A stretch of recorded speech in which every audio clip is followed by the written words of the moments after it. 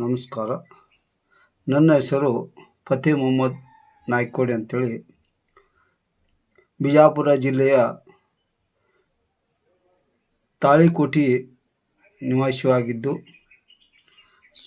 ಸುಮಾರು ವರ್ಷಗಳ ಕಾಲ ನಾನು ಅಲ್ಲಿ ವಾಸವಾಗಿದ್ದೆ. ಆದರೂ ಭ್ರಷ್ಟ ಅಧಿಕಾರಿಗಳ ಅವರ ಗುಡುಗು ಹೊಡೆದು ಆಮೇಲೆ ಕೆಲವೊಂದು ಹಲವಾರು ಕಳ್ಳರನ್ನು ಸೆರೆ ಹಿಡಿಯುವ ಕೆಲಸ, ಆಮೇಲೆ ಅಕ್ರಮ ದಂಧೆಯಲ್ಲಿ ಯಾರ ತೊಡಗಿದ್ದಾರೆ ಅಂಥವರ ವಿರುದ್ಧ ಸಮರ ಸಾರಿದ್ದೇನೆ.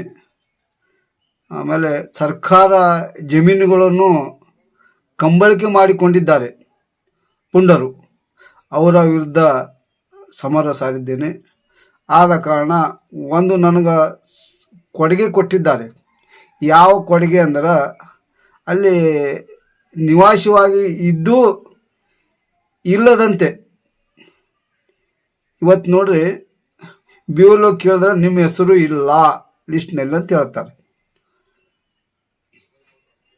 ಯಾವ ಕಾರಣಕ್ಕೆ ತೆಗೆದಾರೋ ಗೊತ್ತಿಲ್ಲ. ಆದರೂ ಸಹ ಪುನಃ ಏನು ಮಾಡ್ಬೇಕಂತ ಕೇಳಿದ್ರೆ BLO ಇಲ್ಲ, ಅಲ್ಲಿ ತಹಸೀಲ್ ಆಫೀಸ್ಗೆ ಹೋರಿ ತಾಳಿಕೋಟೆ, ಅಲ್ಲಿ ಫಾರಮ್ ಕೊಡ್ತಾರೆ ತುಂಬ್ರಿ ಅಂತ ಕೇಳ್ತಾರೆ. ನಾವು ತಹಸೀಲ್ ಆಫೀಸ್ಗೆ ಹೋಗಿ ಫಾರಮ್ ತೊಗೊಂಬಂದ್ರೆ ಪುನಃ ಅರ್ಜಿ ಸಲ್ಲಿಸ್ರಿ ಹೊಸ್ದಾಗಿ ಅಂತ ಹೇಳ್ತಾರೆ.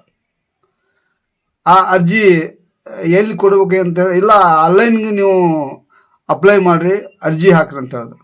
ಆನ್ಲೈನ್ಗೆ ಹೋದರೆ ಅಲ್ಲಿ ಸರ್ವರ್ ಇಲ್ಲ, ಈಗೆಲ್ಲ ಹಿಡಿಯಂಗಿಲ್ಲ, ಇದು ಆದ ನಂತರ ಮತ್ತೆ ಹಾಕ್ತೀವಿ ಅಂತ ಅರ್ಜಿ ಅಂತ ಹೇಳ್ತಾರೆ. ಆಮೇಲೆ ನೋಡಿ, ನಾವು ಇಷ್ಟು ವರ್ಷ ಅಲ್ಲಿ ಹಿಡಿದು ಇಲ್ಲಿ ತನಕ ನಾನು ಹಾಕೋತಿ ಬಂದೀವಿ. 50 ಮೇಲೆ ವಯಸ್ಸು ನಂದು. ಒಂದು ಪುರಸಭೆ ಹಿಡಿದು ಹಳ್ಳಿ ಹಿಡಿದು ದಿಲ್ಲಿ ತನಕ ನಾವು ಓಟ್ ಹಾಕಿದ್ರು, ಪುರಸಭೆ MP MLA ಇವೆಲ್ಲ ಓಟ್ ಹಾಕಿದ್ರು ಹೆಸರು ತೆಗೆದು ಹಾಕಿರಪ್ಪ ಅಂದ್ರೆ ತಪ್ಪಲ್ವಾ? ಯಾಕೆ ಅವಾಗ ಹೇಳೋದಿತ್ತು, ನೀವು ಓಟ್ ಹಾಕೊಂಬಂದ ನಿಮ್ಮ ಹೆಸರಿಲ್ಲ, ಓಟ್ ಹಾಕ್ಬೇಡ ಅಂತ ಹೇಳೋದಿತ್ತು. ಈ ಥರ ಮಾಡಬಾರ್ದು.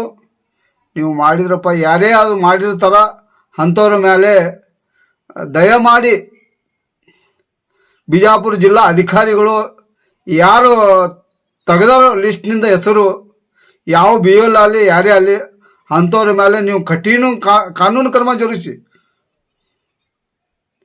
ಯಾಕಂದರೆ ನೀವು ನಮ್ಮ ಮೇಲೆ ದೊಡ್ಡ ಅಧಿಕಾರಿಗಳು, ನೀವು ಒಂದೇ ತಂದೆಯ ಸ್ವರೂಪ ಸ್ಥಾನದಲ್ಲಿ ಇದ್ದೀರಿ.